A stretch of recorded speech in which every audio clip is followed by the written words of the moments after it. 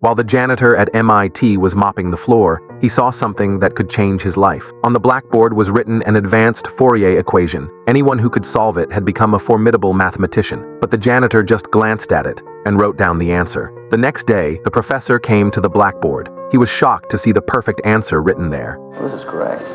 Who did this? Jack? It wasn't me.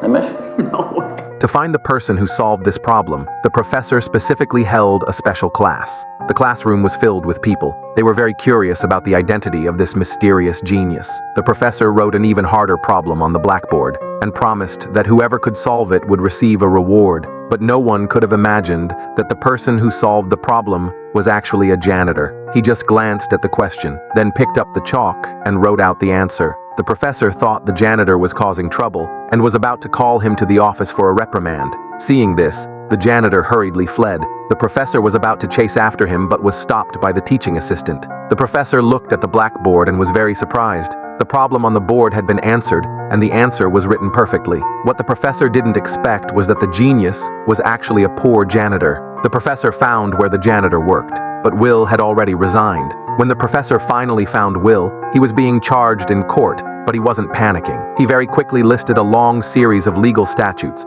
He even knew the law better than the opposing lawyer, because years ago, he had memorized the entire legal code. The opposing lawyer was left speechless. It took the judge 10 minutes to go through Will's criminal record. Although he had committed many crimes, Will had managed to escape the law each time. The professor was shocked and sympathetic about his past. Will was an orphan. He was abused by his foster parents as a child, which led to his rebellious personality. Although the judge sympathized with him, this time Will would find it difficult to escape because he had hit a police officer. If he couldn't produce $50,000 in bail, he would go to jail. Just when Will felt there was no hope, the professor who would change his life appeared. He was willing to pay the bail, but Will had to agree to some conditions. Will had no other choice but to agree. From then on, he became the professor's capable assistant.